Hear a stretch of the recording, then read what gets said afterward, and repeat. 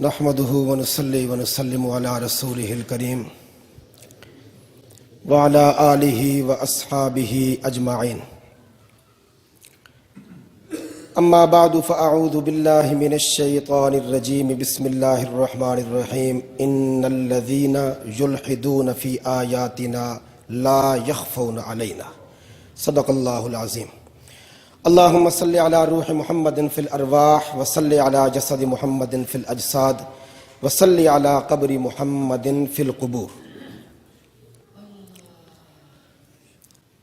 الحمدللہ مسجد کا پاکیزہ ماحول ہے، عنوان بھی بڑا پاکیزہ ہے اور مسجد کا نام بھی مولانا احمد علی لاہوری ہے رحمہ اللہ۔ یہ ساری برکتیں اہل بیت کے صدقہ میں جمع ہو گئی ہیں۔ بڑے ہی مبارکباد کے مستحق ہیں حضرت مولانا قاری علیم الدین شاکر صاحب کہ انہوں نے ایک بڑے حساس مسئلہ پر ہم سب کو یہاں مل بیٹھنے کا ایک موقع مہیا کیا۔ مولانا علیم الدین صاحب نے پورے پاکستان کے خطیبوں کی طرف سے فرض کفایہ ادا کر دیا۔ ہمارے ہاں ایک تصور ہے نا کہ یہ خطیب ویلے ہوتے ہیں، انہیں پرواہ نہیں ہوتی مسلک کی، مذہب کی، نظریے کی۔ مولانا علیم الدین صاحب اور میاں محمد رضوان نفیس صاحب، اللہ تعالیٰ ان کو اجر دے کہ انہوں نے ایک بڑے خوبصورت عنوان سے معنون اس تقریب میں ہم سب کو مل بیٹھنے کا موقع عطا فرمایا۔ خدا کرے کہ ایسی مجلسیں ہماری زندگی میں بار بار ہوتی رہیں۔ دوستو، ہمارے اکابرین اہل سنت ان کی پہچان یہ رہی ہے کہ وہ معتدل فکر اور معتدل مزاج کے مالک تھے، بد اعتدالی کا شکار نہیں ہوتے تھے۔ حضرت شاہ عبدالعزیز محدث دہلوی رحمہ اللہ نے بر صغیر کے اندر سب سے پہلی مناظرانہ طرز پر کتاب لکھی، تحفہ اثنا عشریہ۔ یہ پہلی کتاب ہے مناظرانہ طرز پہ۔ خاندان شاہ ولی اللہ کا ہمارے اوپر بڑا احسان ہے، اور میں اس وقت کو یاد کر رہا ہوں جب ایک دن علامہ خالد محمود صاحب رحمہ اللہ نے فرمایا تھا کہ قیامت کے دن دیوبندی کہیں محدثین دلی کے حق میں پکڑے نہ جائیں کہ یہ ان کا ذکر ہی نہیں کرتے۔ علامہ خالد محمود بر صغیر کے اندر مسلمانی اور سنیت کے بعد ہماری پہلی نسبت محدثین دہلی سے تعلق ہے۔ دارالعلوم بہت بعد میں بنا ہے، پہلی نسبت ہماری محدثین دلی کے ساتھ ہے۔ اور علامہ صاحب رحمہ اللہ نے ایک بڑی عجیب بات فرمائی تھی، فرمایا کہ یہ دو بھائی ہیں، شاہ عبد القادر اور شاہ عبد العزیز۔ شاہ عبد القادر اپنی مثال آپ تھے، اللہ الصمد، اللہ نرادھار ہے۔ ترجمہ کرتے ہیں اللہ نرادھار ہے۔ اللہ اکبر۔ بہرحال یہ موضوع کسی اور طرف چلے جائے گا۔ یہ نرادھار بڑا خوبصورت لفظ ہے۔ علامہ صاحب نے فرمایا تھا کہ جو بندہ دو کام کر لے نا، پوری زندگی اس کی فکر بھی ٹھیک رہے گی، اس کے کردار بھی ٹھیک رہیں گے۔ دو ہی چیزیں ہوتی ہیں، عقیدہ اور کردار۔ فرمایا کہ دیوبندی اگر اپنے اپنے ماحول کے اندر شاہ عبد القادر رحمہ اللہ کا ترجمہ قرآن پڑھنا شروع کر دیں اور شاہ عبد العزیز محدث دہلوی رحمہ اللہ کی تحفہ اثنا عشریہ سبقن پڑھنا شروع کر دیں تو زندگی کے آخری سانسوں تک عقیدہ بھی ٹھیک رہے گا، کردار بھی ٹھیک رہے گا۔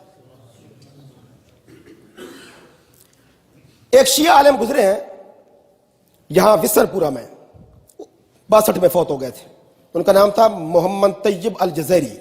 یہ الجزائر جو وہ ملک ہے وہ نہیں، یہ ایران کا ایک خطہ ہے۔ ایران سے یہاں آ گئے پاکستان میں، کافی عرصہ یہاں خطیب رہے وسن پورہ میں۔ مولوی طیب الجزائری نے اپنی کتاب کے اندر برملا اعتراف کیا ہے کہ ہم نے تحفہ اثنا عشریہ کو بڑا کھنگالنے کی کوشش کی، لیکن اہل بیت کی مخالفت میں ہمیں کوئی سطر نہ مل سکی۔ جادو وہ جو سر چڑھ کے بولے۔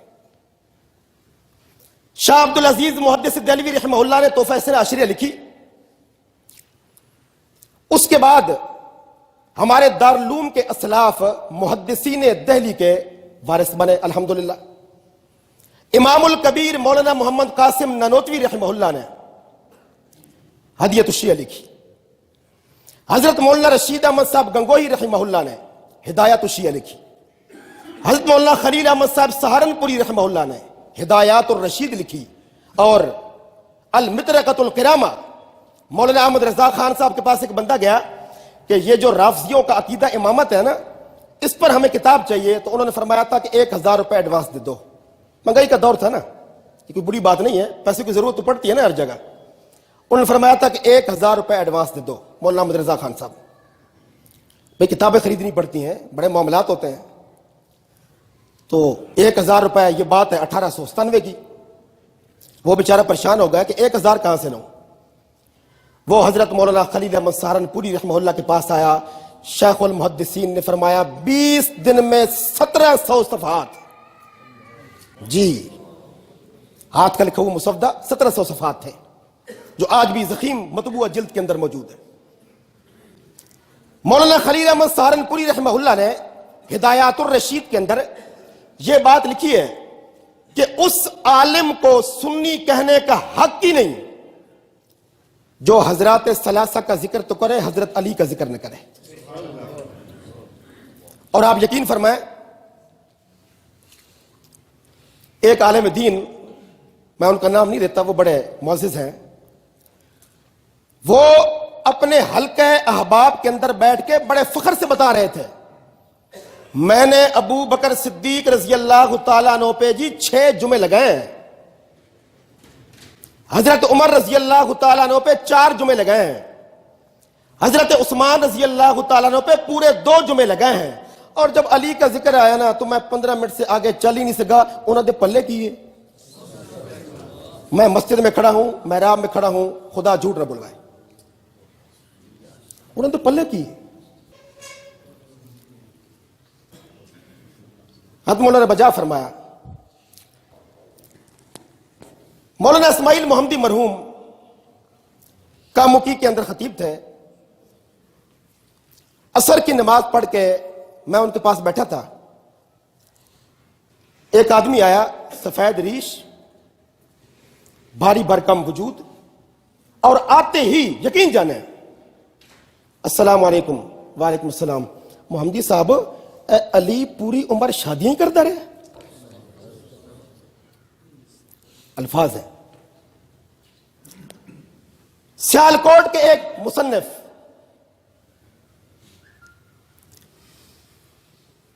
میرا خیال ہے نام حضرت نہیں لینا چاہیے کہ لے لینا چاہیے؟ جی ہاں جی، نہیں لینا چاہیے، سمجھ گئے، سمجھ گئے،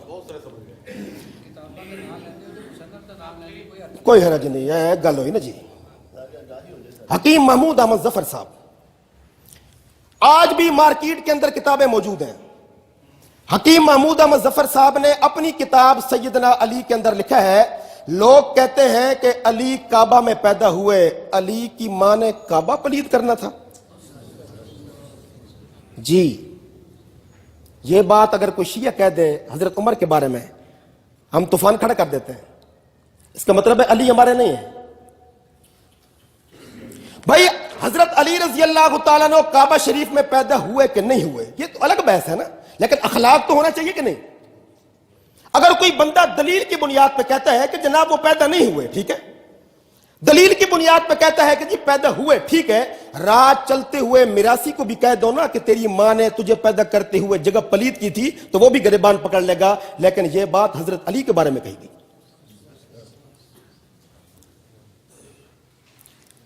اب ظاہری بات ہے کہ یہ باتیں عوام کے اندر تو ہوتی نہیں ہیں۔ خواص کو متوجہ کرنے کے لیے علامہ خالد محمود صاحب نے 2005 میں 25 مارچ 2005 میں مجھے بھیجا تھا جامعۃ المنتظر غلام حسین نجفی کو ملنے کے لیے۔ علامہ خالد محمود صاحب نے کچھ کتابیں لینی تھیں، سامع مسموم، قول مقبول، فرمانے لگے کہ اور تو کوئی جانے کے لیے تیار نہیں، میں تمہیں دم کرتا ہوں، تم چلے جاؤ۔ علامہ صاحب نے مجھے دم کیا، میں چلا گیا۔ علامہ صاحب کا دم بڑا زبردست ہوتا تھا۔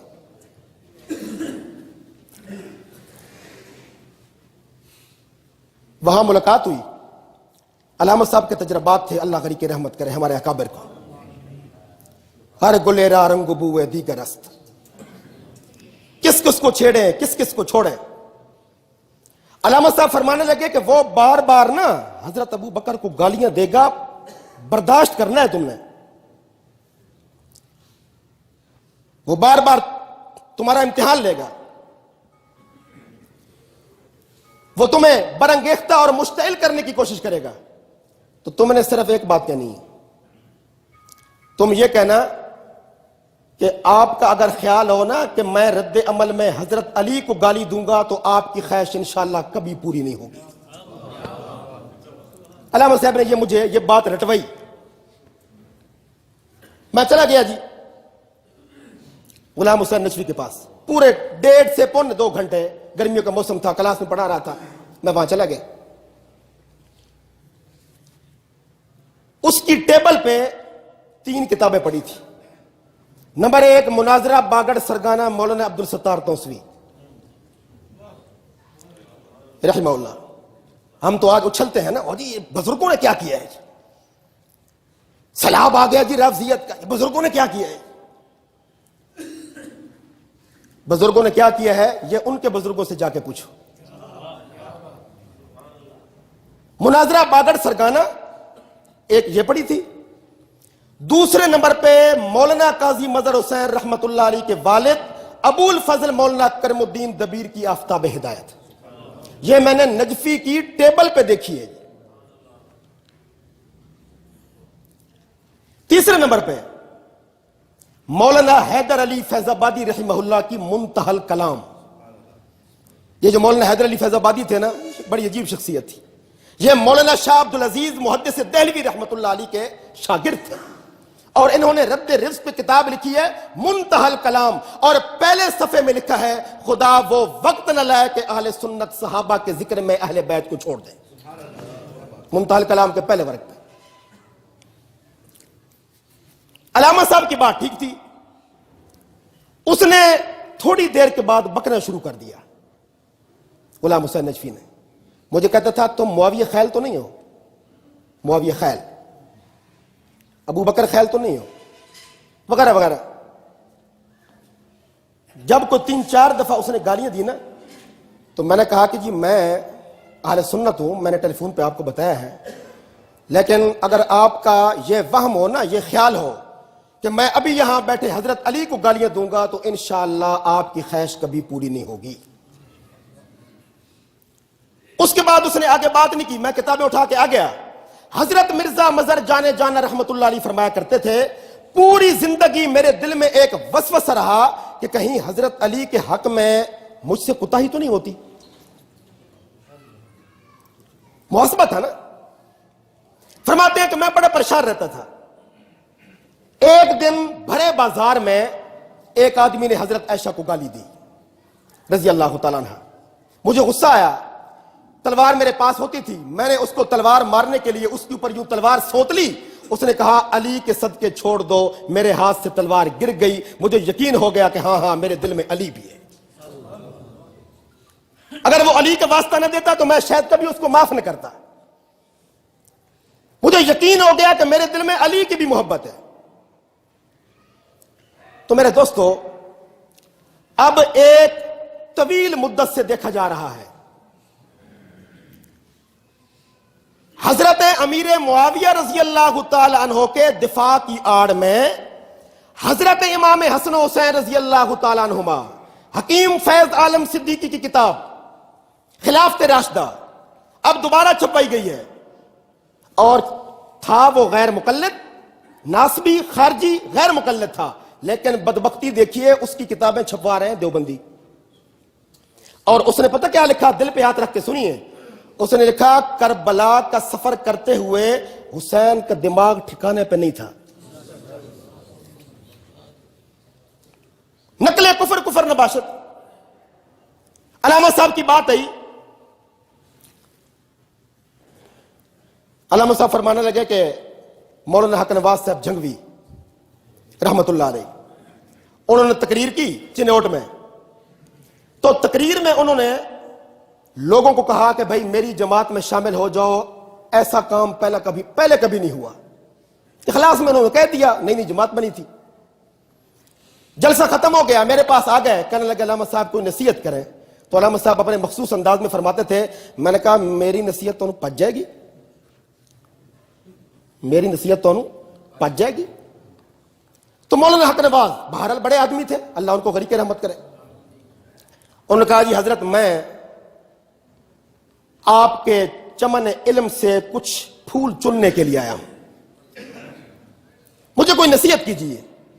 علامہ صاحب نے فرمایا کہ ایک بات تو بتاؤ, اگر کوئی بندہ راہ چلتے آپ کو روک لے کہ مولانا حق نواز صاحب ہمارے پاس ٹائم نہیں ہے لمبی تقریریں سننے کا, کتابیں پڑھنے کا, ایک لفظ میں بتائیے کہ شیعہ کسے کہتے ہیں, تو آپ ایک لفظ میں شیعہ کی تعریف کیا کریں گے؟ تو مولانا حق نواز صاحب نے کہا کہ علامہ صاحب یہ بھی آپ ہی بتا دیں. تو میں نے کہا شیعت کا لفظی مطلب ہے امت کو پہلوں سے کاٹنا, امت کو پہلوں سے, یک لفظی تعارف. بڑے خوش ہوئے مولانا حق نواز, یوں اپنی گردن ہلائی, سر ہلایا اور کہا کہ علامہ صاحب آپ نے مجھے بڑا موضوع دے دیا. میں نے کہا لیکن میری بات ختم نہیں ہوئی. تم کہہ رہے ہو کہ اس سے پہلے یہ کام نہیں ہوا, اتنی سی شیعت تو آپ کے اندر بھی ہے نا. علامہ عبد الستار توسوی کیا کرتے رہے, تم بھی تو کاٹ رہے ہو نا.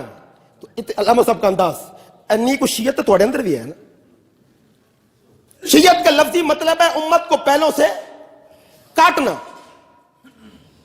یہ مولانا عبد الستار توسوی, یہ مولانا نور الحسن شاہ بخاری, یہ علامہ دوست محمد قریشی, یہ مولانا محمد علی جلندھری, یہ مولانا محمد حیات, یہ علامہ خالد محمود, یہ مولانا قاضی مظہر حسین, یہ حضرت مجدد الف ثانی سے اوپر کراس کر جائیں علامہ ابن تیمیہ تک, لاکھوں افراد آپ کو نظر آئیں گے جو صحابہ کے در کے بھی چوکیدار تھے اور اہل بیت کی عظمت کے بھی چوکیدار تھے.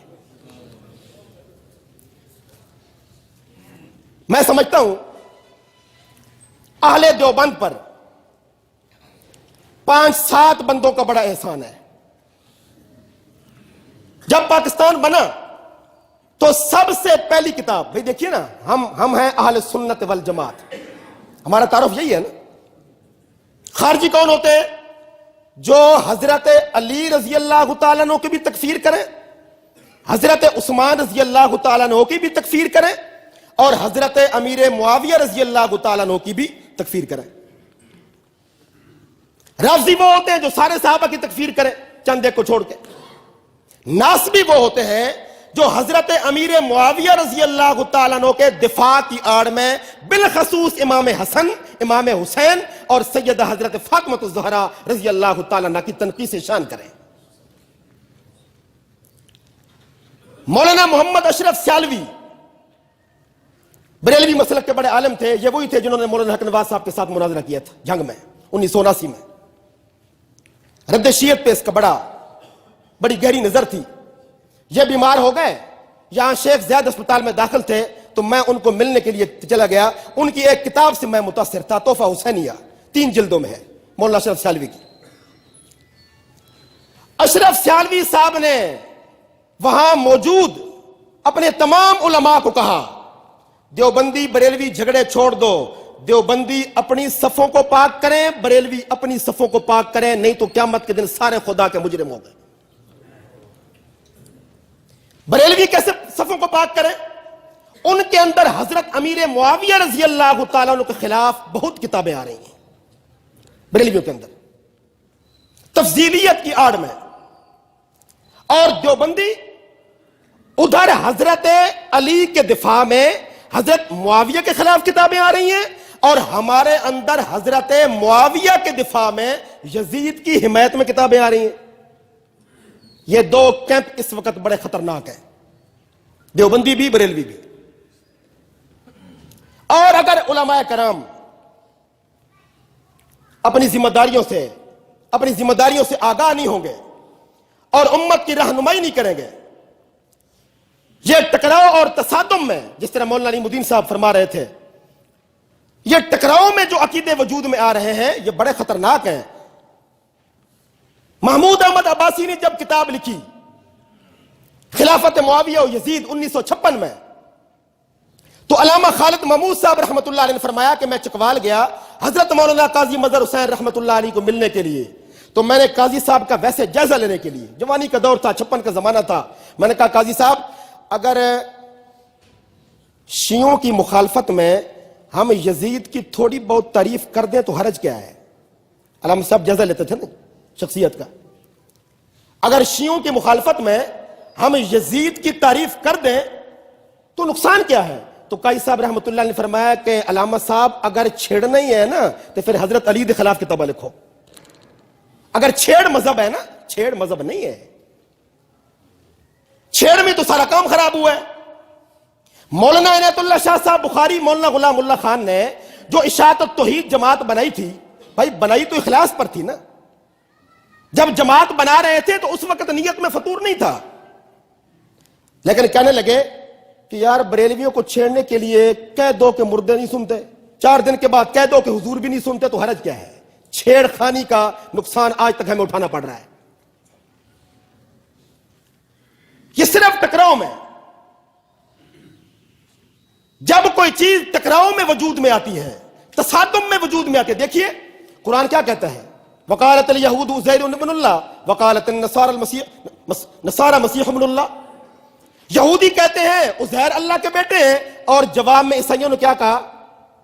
عیسیٰ اللہ کے بیٹے ہیں. کچھ انبیاء کو مان لینا، کچھ کو چھوڑ دینا یہودیت ہے.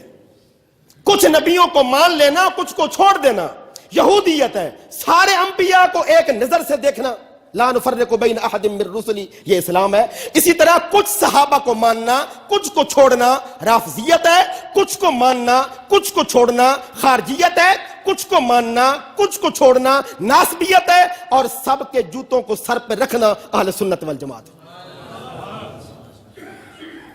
لیکن آج ہمارے اکابر کا کردار مشکوک کیا جا رہا ہے. آج یہ بات مشہور کی جا رہی ہے کہ یہ دیوبندی بڑے گڑبڑ ہوتے ہیں، ان کا اندر صاف نہیں ہوتا. حضرت امام حسین رضی اللہ تعالیٰ عنہ کے متعلق جس طرح ابھی میں نے آپ سے کہا کہ یہ بات تو میں نے خود سنی کہ جی میں نے 4 جمعے لگائے حضرات ثلاثہ پر، لیکن علی پر میں صرف 15 منٹ دے سکا. ان کے پلے ہی کچھ نہیں تھا. تو علی کے پلے میں تو بہت کچھ ہے. اگر دامن خالی تھا تو انہی مولانا صاحب کا تھا.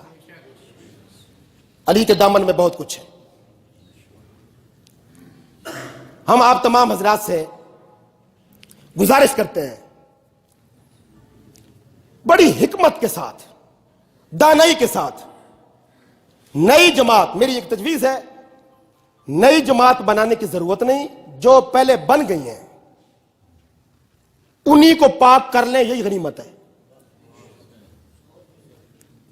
پہلی جماعتوں کے اندر جو جراثیم گھس چکے ہیں نا، ان کو پاک کیجئے. اور ان کو پاک کرنے کا بہترین طریقہ یہ ہے آپ سارے ذمہ دار علماء گھس جائیں جماعتوں کے اندر. ایک وقت تھا جب جمعیت علماء اسلام ہر فتنے کے خلاف سربکف تھی. اگر آپ ناراض نہ ہو تو میں بڑی درد مندی کے ساتھ یہ شکوہ کروں گا کہ جب سے جمعیت علماء اسلام نے ہمارے سروں سے ہاتھ اٹھا لیا ہے، فتنے بڑھ گئے. عظمت صحابہ پر کانفرنس جمعیت منعقد کرے، عالمی مجلس تحفظ ختم نبوت منعقد کرے. ہم دیکھتے ہیں کیسے ناسبیت گھستی ہے. مولانا محمد علی جلندھری رحمت اللہ تعالی علیہ نے یہ جو مناظرہ باگڑ سرگانا تھا نا مولانا عبدالستار توسوی رحمہ اللہ کا، اس کے بانی تھے ہی مولانا محمد علی صاحب جی، حالانکہ عالمی مجلس کے تھے. مولانا محمد علی جلندھری صاحب نے فرمایا تھا کہ یہ مناظرہ ہم عالمی مجلس کے خرچے پر کروائیں گے، تمام مہمانوں کی آمد و رفت کا خرچہ ہمارا ہوگا. اور حضرت جلندھری فرمایا کرتے تھے ہم صرف ختم نبوت کے پہرے دار نہیں، ہم ان کے بھی پہرے دار ہیں جو ختم نبوت کے پہلے پہرے دار تھے. تو میں گزارش کروں گا بجائے اس کے کہ نئی جماعت وجود میں آ جائے. مولانا اشرف علی تھانوی رحمۃ اللہ علیہ کے پاس ایک بندہ گیا. حضرت فرمایا آپ کس مسلک سے ہیں؟ حضرت جی کوئی دیوبندی ہے، کوئی بریلوی ہے، کوئی اہل حدیث ہے، میں تو کسی مسلک کا نہیں ہوں. حضرت فرمایا یہ تو آپ نے چوتھے مسلک کی بنیاد رکھ دی، پہلے 3 تھے اب چوتھا بن گیا. بھائی کہیں نہ کہیں تو اب یہ بن گئے مسلک جماعتیں، کہیں نہ کہیں تو ہمیں جانا پڑے گا. نئی جماعت بنانے کی بجائے پہلی جماعتوں کی اگر تطہیر ہو جائے اور ہم امت کی صحیح معنوں میں رہنمائی کر دیں، جس طرح حضرات علماء کرام نے فرمایا بھائی یہ نام تو ہم اس لیے لے رہے تھے کہ آج نام لینا ضروری تھا، ورنہ جب ہم اپنی اپنی مسجد میں اپنے اپنے ماحول میں جائیں گے تو نام لینے کی ضرورت نہیں. لیکن اپنا عقیدہ تو بتا سکتے ہیں نا، اپنا عقیدہ تو بتا سکتے ہیں. آج سب سے زیادہ جو کمزوری دیکھنے میں آ رہی ہے وہ یہ ہے کہ ہمارے اپنے علماء کرام. میں مولانا علی شیر حیدری کو ملنے گیا جی خیر پور میں، مولانا علی شیر حیدری شہید رحمۃ اللہ علیہ کو. انہوں نے ایک بڑی عجیب بات کہی. فرمانے لگا کہ میں ایک مرتبہ نا گول جامع مسجد میں تقریر کر رہا تھا، مولانا محمد ضیاء القاسمی کی مسجد میں رحمۃ اللہ علیہ. تو مجھے پرچی آ گئی کہ حیدری صاحب یہ جو چکوال والے قاضی صاحب ہیں، سنا یہ شیعوں کو مسلمان کہتے ہیں. کہتے ہیں میں نے پرچی پڑھی، میں نے کہا اچھا میں تو پنجاب کے مزاج کا واقف نہیں ہوں، میں تو سندھ سے آیا ہوں، واقعی قاضی صاحب مسلمان کہتے ہیں؟ تحقیق کر کے مجھے بتاؤ اگر قاضی صاحب مسلمان کہتے ہیں تو اللہ کی قسم آج کے بعد میں بھی مسلمان ہی کہوں گا. قاضی مظہر ٹھیک کہتے ہیں. پھر حضرت فرماتے ہیں کہ میں گیا چکوال مولانا قاضی مظہر حسین کو ملنے کے لیے. میں نے کہا حضرت آپ کے بارے میں یہ سننے میں ہے. قاضی صاحب مسکرا پڑے. فرمایا کیسے عجیب بھولے لوگ ہیں جی، قاضی مظہر بھی ان کو مسلمان کہتے ہیں. میں تو کہتا ہوں ان کا سایہ سے بھی بچو، جو صحابہ کے نہیں وہ ہمارے نہیں. لیکن آج قاضی صاحب رحمت اللہ علیہ کو دیوبندی ہلکے پتہ کیا کہہ رہے ہیں؟ قاضی مچھر. کیوں؟ یہی کہ بھئی یہ ہمارا آپریشن کیوں کرتے ہیں جی، یہ تطہیر کیوں کرتے ہیں؟ قاضی صاحب رحمت اللہ علیہ نے 5-7 علماء ہمارے. نمبر 1 حضرت قائد اہل سنت مولانا قاضی مظہر حسین رحمت اللہ علیہ، امام اہل سنت مولانا محمد سرفراز خان صفدر رحمہ اللہ، مولانا محمد امین صفدر رکاڑوی رحمہ اللہ، مولانا محمد یوسف لدھیانوی رحمہ اللہ، اور حضرت سید نفیس شاہ صاحب الحسینی رحمہم اللہ تعالی. یہ ہمارے مسلک دیوبند کے صحیح وارث تھے. کوئی ان کے اندر نفیس شاہ صاحب کے بارے میں جی، حضرت نفیس شاہ صاحب رحمہ اللہ کے بارے میں آج کل اس برقی دجالی میڈیا پر کیا کچھ نہیں کہا جا رہا. کہا جا رہا ہے کہ جی وہ حضرت امیر معاویہ کا نام برداشت نہیں کرتے تھے. جب کوئی مہمان آتا اور اس کا نام امیر معاویہ ہوتا تو شاہ صاحب کو غصہ آ جاتا تھا. آپ کا دل مانتا ہے ایسا ہوگا؟ میرے بھائیو اس پر بڑا تدبر کے ساتھ غور کرنا ہوگا. آپ کا کیا خیال ہے جس عنوان پر آج مولانا علیم الدین شاکر صاحب نے، میاں رضوان نفیس صاحب نے ہم سب کو یہاں بلایا ہے، اور جس عنوان پر یہ فکر انگیز باتیں مجھ سے پہلے ہو چکی ہیں، آپ کا کیا خیال ہے ان باتوں کی طرف ہم سب کو متوجہ ہونے کی ضرورت ہے کہ نہیں ہے؟ اگر اب بھی ہم کوتاہی کریں گے تو یقین جانیے یہ امت کی بربادی کا سبب پھر ہم خود ہوں گے. ہمیں بڑی دانائی کے ساتھ یہ راستہ روکنا ہوگا، ورنہ مولانا امین صفدر رکاڑوی رحمت اللہ علیہ کے بقول اگر قاضی مظہر حسین رحمت اللہ علیہ سختی نہ کرتے، آدھی دیوبندیت ناسبی بن جاتی، آدھی مماتی بن جاتی. یہ میں اور آپ آج جو بیٹھے ہوئے ہیں نا، یہ انہی کی سختی کا فیض ہے. اگر وہ حضرات فکر نہ کرتے، اگر وہ لوگوں کی مخالفت مول نہ لیتے، ورنہ کس کا دل نہیں کرتا کہ اس کا بڑا نام چھپے اشتہار میں؟ کس کا دل نہیں کرتا کہ لوگ اس کو بلائیں دور دراز کے جلسوں میں؟ لیکن یہ حضرات اگر محدود ہوئے تھے تو اس لیے ہوئے تھے، انہوں نے کہا جلسے چھوٹتے ہیں تو چھوٹ جائیں لیکن صفوں کو پاک کرنا ہے، پلید صفے بارے میں نہیں ہے.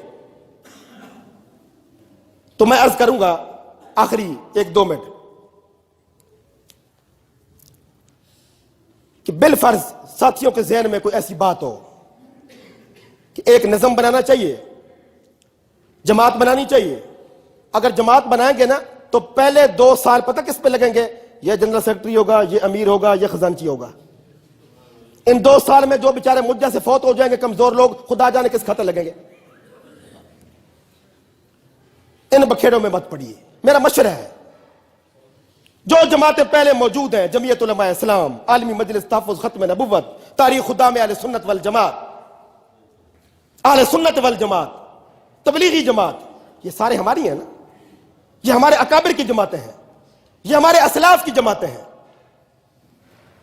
ان جماعتوں کے اندر داخل ہو کر تصادم، ٹکراؤ، مناظرہ، مجادلہ، مباحثہ کے ساتھ نہیں، علم اور دلیل کی روشنی میں. بھائی بات وہ ہے جو بندہ بیان کرے اور آن و آن میں دل میں اتر جائے.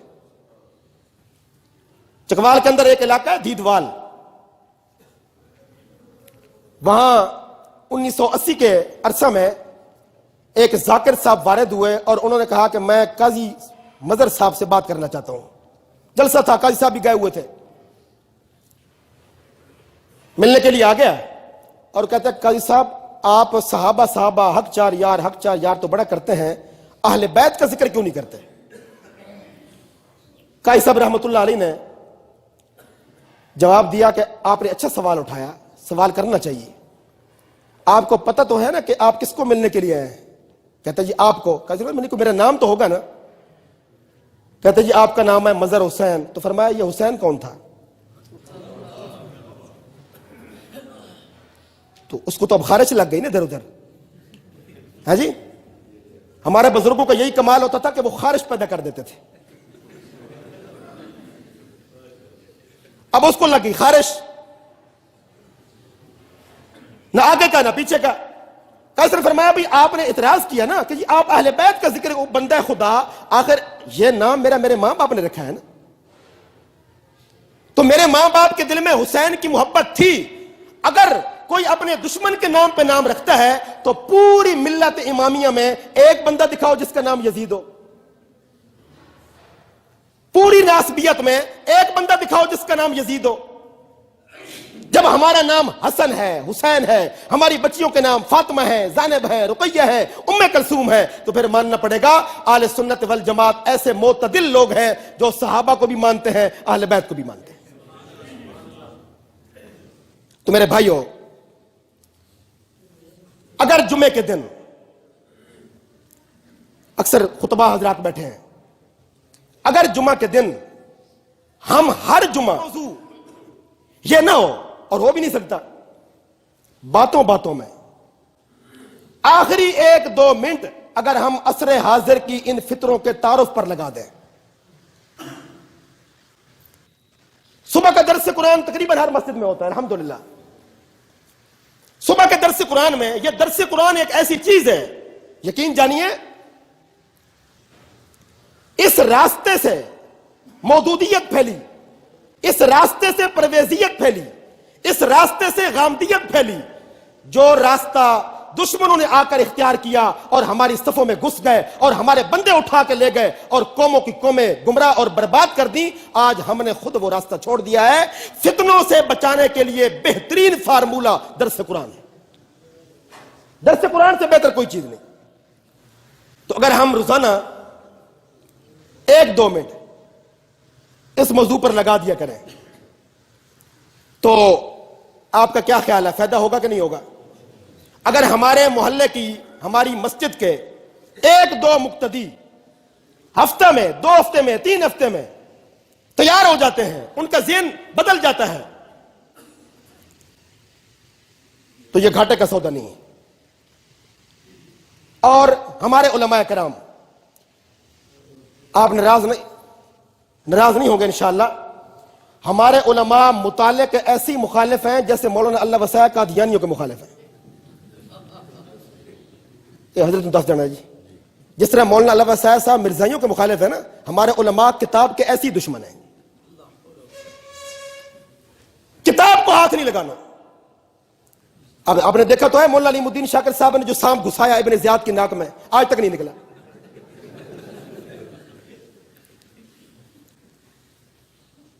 4-5 किताबें इस मौजू पर अगर हमारे पास पड़ी हों और हम बार बार उनको पढ़ते रहें, बार बार मुताला करते रहें, यकीन जानिए 1-2 मर्तबा पढ़ने के बाद हमारा ज़मीर गवाही देगा कि सुन्नी मजहब ऐने हक है। और ये जितने जरासीम है नासबियत के, खारजियत के, ममातियत के, यजीदियत के, इनका उलमा देवबंद के साथ इनका कोई ताल्लुक नहीं है। कितना बड़ा अलमिया कि ये लोग अपने आप को उलमा देवबंद से मंसूब करते हैं। और आज यकीन जानिए दारुल देवबंद की शनाख्त ये थी कि ये मसलक मोतदिल है, लेकिन आज दारुल देवबंद की पहचान ये है कि बड़े सगीर में इनसे ज्यादा मुतशद्दिद मसलक कोई नहीं। प्रोपेगेंडा किया जा रहा है। खसूसन 80 के बाद उलमा देवबंद के माजी पर इतना जबरदस्त दाग लगा दिया गया। वजह यह है कि हमने अपने अकाबिर की पहचान नहीं कराई। 4-5 किताबें हैं, मार्केट के अंदर मौजूद हैं। वो अलामा साहब का जिक्र आया तो मुझे बड़ी बातें याद आ जाती हैं। एक इमाम साहब आ गए, जी हजरत मैं कोई शिकवा करने आया हूं आपसे, मेरी मोहल्ले के जो मस्जिद है ना और मेरे जो मुक्तदी हैं सारी मुनाफिक हैं। कोई बेचारे जले होंगे, सारी मुनाफिक हैं। अलामा साहब ने फरमाया कोई एक आध होगा जिससे आपको तकलीफ हुई होगी। कहता नहीं, ये सारी मुनाफिक हैं। अलामा साहब की आदत थी, बेचारे खामोश हो गए। थोड़ी देर के बाद अलामा साहब, सर्दियों का मौसम था, बाहर शहर में बैठे थे, अलामा साहब उठ के अंदर चले गए और ये मेहमान जो थे ना ये उठ के वॉशरूम में चले गए। अलामा साहब बाहर है तो मुझे कहते हैं ओ इमामुल मुनाफिकीन किथे गए, ओ इमामुल मुनाफिकीन किथे गए। अगर हम अपने मुक्तदियों को, अपने नमाजियों को, अपने दोस्त अहबाब को, देखिए फितना उठा था ममातियत का, कितना जबरदस्त उसका ताकुब किया गया। यकीन जानिए ये लोग इतने बहादुर थे, ये ममाती इतने बहादुर, इतने मुनज्जम, इतने मुस्तहकम थे। अगर खुदा न खास्ता ये मेरे और आपके दौर में खड़े होते हम सबको पीस के रख देते। लेकिन इनका मुकाबला किया है मौलाना गुलाम गौस हजारवी ने, इनका मुकाबला किया है मौलाना उबैदुल्लाह अनवर ने, इनका मुकाबला किया है मौलाना काजी मजहर हुसैन ने, और बसों की छतों पे लटक लटक के मुकाबला किया है मौलाना अमीन सफ्दर उकाड़वी ने। आज ये सारे मुर्दे कब्रिस्तान, ये वाहिद मुर्दे हैं जो कब्रिस्तानों में नहीं मिलते। ये ममाती, ये वाहिद मुर्दे हैं जो कब्रिस्तानों में नहीं मिलते। ये गलियां कूचों में, वो बुल्ले शाह ने कहा था ना, बुल्ले शाह सी मुर्दे वेखे, खांदे पींदे तुरदे वेखे। ये चलते फिरते मुर्दे नजर आते हैं। ये इनका नाम मैं इसलिए ले रहा हूं, हर इशाती ममाती यजीदी जरूर होगा, हर गैर मुकल्लिद यजीदी जरूर होगा। अल्लामा खालिद महमूद फरमाते एक का करेला वो तो नीम चढ़ा, करेला पहली कड़वा होता है, नीम चढ़ जाए और कड़वा हो जाता है। मेरे भाइयों, हमारे ये दोस्त, हमारे ये ताजिर, वकला, हर तबके जिंदगी से ताल्लुक रखने वाले हमारे लोग, आज हमारी निगाहें, उनकी निगाहें हम पर लगी हुई हैं। वो हमारी रहनुमाई करें। अगर हम रहनुमाई नहीं करेंगे फिर नतीजे बड़े खतरनाक निकलेंगे। मौलाना जफर अहमद उस्मानी रहमतुल्लाह अलैह के 2 बेटे थे, कमर और उमर। कमर उस्मानी, उमर उस्मानी। हजरत बूढ़े हो गए, बच्चों पर तवज्जो न दे सके। गुलाम अहमद परवेज को इनकारे हदीस पे जितना मैटर फराहम किया इन 2 भाइयों ने किया, कमर ने और उमर ने। ये चुबुर्जू के अंदर हमारे फाजिल देवबंद होते थे मौलाना शहाबुद्दीन रहिमहुल्लाह, कितने फाजिल आदमी थे। उनका बेटा डॉक्टर फजलुर रहमान मुनकर हदीस बन गए और उसने अयूब के दौर में बड़ा नुकसान पहुंचाया मसलक देवबंद को।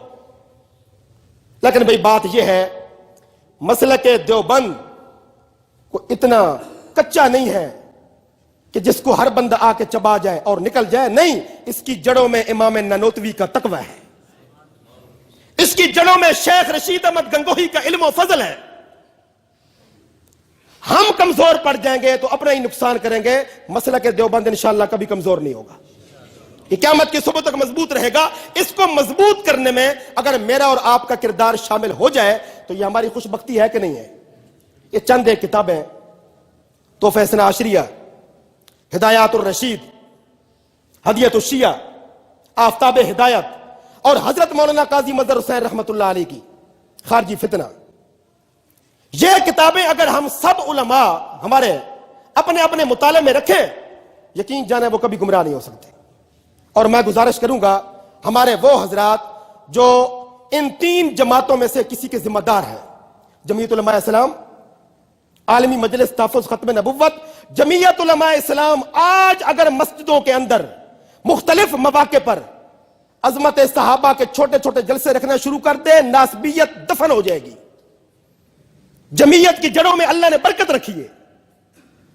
آج اگر عالمی مجلس تحفظ ختم نبوت، ایک مسئلہ ہمارے ہاں یہ ہے، حضرت تھانوی رحمۃ اللہ علیہ فرماتے تھے کہ دین کے سارے شعبے آپس میں رفیق ہیں، رقیب نہیں ہیں. لیکن آج ہم نے رقیب بنا دیا ہے. جو کام ہم کر رہے ہیں یہی ٹھیک ہے، جو دوسرا کر رہا ہے وہ ٹھیک نہیں ہے. جب تک یہ رقابت رہے گی برکت نہیں آ سکتی.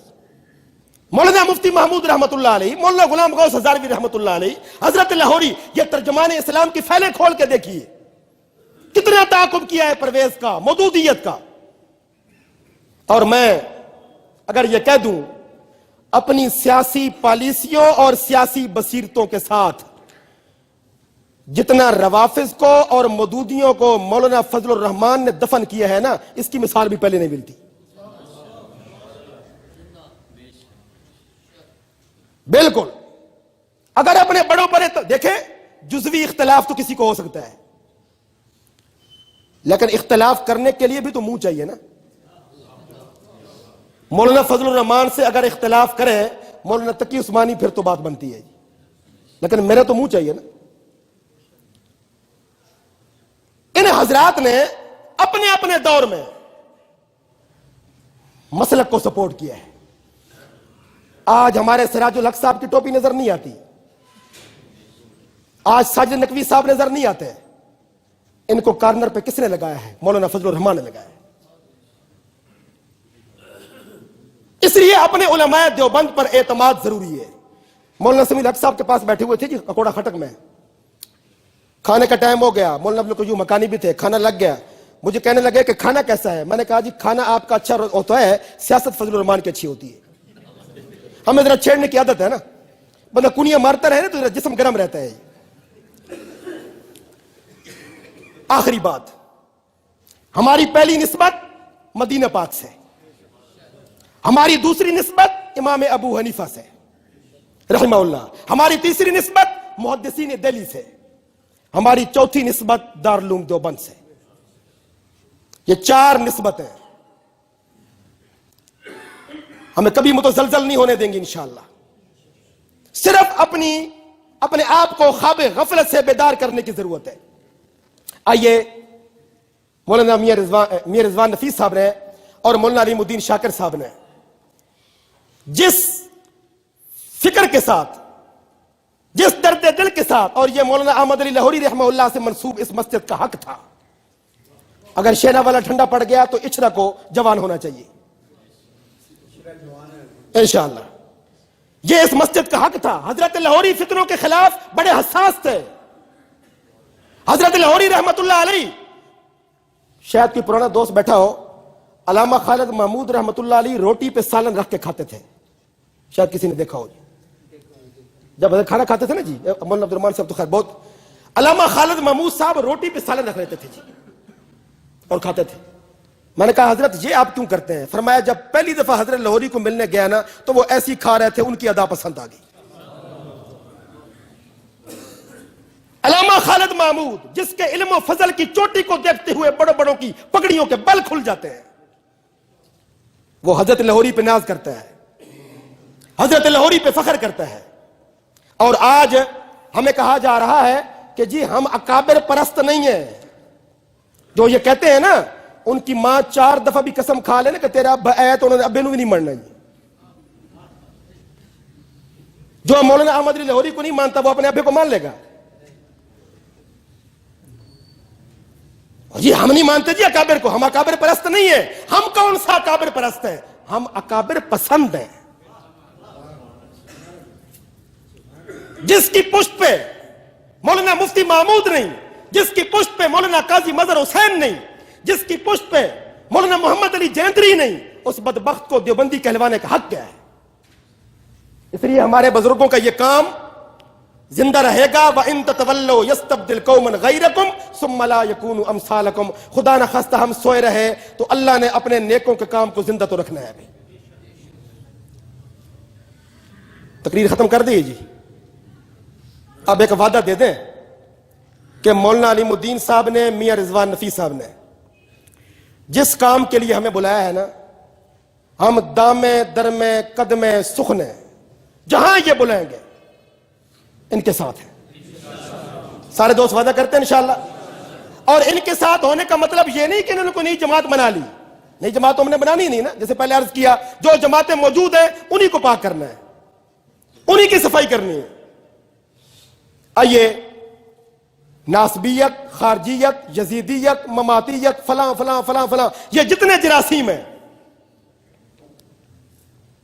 ان سب کو ختم کرنے کا طریقہ یہی ہے، ہم اپنے اندر تھوڑی سی حرکت پیدا کریں، انشاءاللہ اللہ تعالیٰ اس میں برکت ڈالیں گے۔ درس قرآن کی محفلوں میں، جمعۃ المبارک کے اجتماعات میں، اور جس جلسے میں جائیں، جس جلسے میں جائیں، یقین جانیے آج ہمارے علماء کرام ان موضوعات پر بات کرنا اپنے شان علم میں تنقید سمجھتے ہیں کہ یہ بھی کوئی موضوعات ہیں جی۔ مولانا اسماعیل محمدی رحمت اللہ علیہ ایک لاہور کے بزرگ تھے، وہ فوت ہو گئے، انہوں نے شادی کی دوسری۔ مولانا اسماعیل محمدی کو کہنے لگے حالات کہاں پہنچ گئے، آپ یہ خارجی لفظی لے کے پھر رہے ہیں۔ محمدی صاحب نے کہا جی حالات نے تھوڑی شادی سے رکاوٹ تو نہیں پائی، شادی تو تھوڑی ہو گئی ہے۔ جب بات کی جاتی ہے کسی فرقے کا، ہو جی حالات دیکھو جی، اللہ کے بندو حالات کیا کہتے ہیں؟ میں کل شاید بتا رہے تھے مولانا مسعود ریحان صاحب، یہ بتا رہے تھے کہ جی ہمیں فون آ رہے ہیں اہل بیت کو کون نہیں مانتا جی، کیا ضرورت ہے کنونشن کرنے کی؟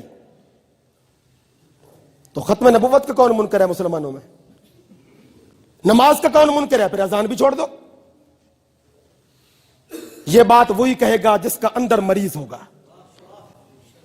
جس کا اندر مریض ہوگا نا وہ یہ بات کہے گا مجھے کیا ضرورت ہے یہ، ورنہ جس کے دل میں اہل بیت کی محبت اور پیار، دیکھیے بھائی امام نخعی رحمہ اللہ کا ایک فرمان بڑا عجیب، میں وہی سنا کے بات ختم کرتا ہوں۔ آج کل لاہور میں نا جو برگر کی دکانیں ہیں نا جی، ان پر لکھا ہوتا ہے واقعی بڑا شوارما، تو یہ میری بات واقعی آخری بات ہوگی انشاءاللہ۔ اصل میں جھوٹ اتنا بڑھ گیا ہے نا کہ اب بات سے بات نکل آتی ہے، ہم چاہتے ہیں کہ یہ بات بھی ہو جائے، یہ بھی ہو جائے، تو اب یہ واقعی آخری بات ہوگی۔ امام نخعی رحمت اللہ علیہ نے ایک بات لکھی ہے جی، فرماتے ہیں اگر خدا نخواستہ میں کربلا کے میدان میں قاتلین حسین میں شامل ہوتا، توجہ ابن خلدون نے یہ بات لکھی ہے ان کی، امام نخعی کی، اگر میں خدا نخواستہ کربلا کے میدان میں ہوتا اور میں قاتلین حسین میں شامل ہوتا، قیامت آ جاتی اور اللہ اعلان کر دیتے کہ میں نے قاتلین حسین کو معاف کر دیا بالفرض اور جنت میں داخل کر دو تمام قاتلین حسین کو، تو جنت میں داخل ہو جانے کے بعد بھی میں حضور کے سامنے نہ جاتا ہے۔ بات کو سمجھیے، اللہ معاف کر دے، جنت میں داخل ہو گئے، تب بھی میں حضور سے چھپ چھپ کے رہوں گا۔ اگر حضور نے پوچھ لیا تم نے میری اولاد کے ساتھ کیا کیا؟ اور آج کتنی ڈھٹائی کے ساتھ یزید کی تعریف کی جاتی ہے، حضرت علی کی شان میں تنقید کی جاتی ہے رضی اللہ تعالیٰ۔ تو بھائی یہ تو کوئی بات نہ ہوئی نا کہ اگر کوئی امامی حضرت ابو بکر کو گالی دے ہم طوفان آسمان سر پہ اٹھا لیں، اور اگر کوئی دیوبندی کہنے والا حضرت علی کی جناب میں توہین کرے تو ہم صرف اس لیے معاف کر دیں کہ یہ اپنا ہے، یہ پھر دین تو نہ ہوا نا، یہ منافقت ہوئی۔ تو انشاءاللہ گاہے گاہے یہ چھوٹے چھوٹے پروگرام ہوتے رہیں گے تو یہ فتنے خود بخود منہ موڑ جائیں گے انشاءاللہ۔ اگر اہل حق نیت کر لینا، اللہ پاک نے ان کی نیت کے اندر بھی بڑی خیر رکھی ہے۔ ہمارے اکابر حضرات جو بھی مشورہ دیں گے انشاءاللہ ہم ان کے ساتھ ہیں. میں نے ایک ایڈوانس اپنی رائے دے دی ہے کہ بالفرض دوستوں کے دل میں یہ بات ہو کہ نہیں جماعت ہونی چاہیے، بھئی میں تو نئی جماعت بنانے کے حق میں نہیں ہوں. جو بنی ہوئی ہیں انہی کو پاک کریں. جمعیت علماء اسلام ہے، عالمی مجلس ہے، تبلیغی جماعت ہے، طریق خدا میں اہل سنت والجماعت ہے، اہل سنت والجماعت ہے. یہ جو یزیدی قسم کے جراثیم، ناسبی اور خارجی قسم کے جراثیم ہمارے اندر پائے جا رہے ہیں، اپنے صفوں کی تطہیر کریں، اپنے صفوں کو پاک کریں. جو آواز محراب اور منبر کی مؤثر ہے وہ چوک اور چوراہے کی مؤثر نہیں ہے. اللہ پاک ہم سب کو عمل کی توفیق دے. وآخر دعوانا الحمدللہ رب العالمین.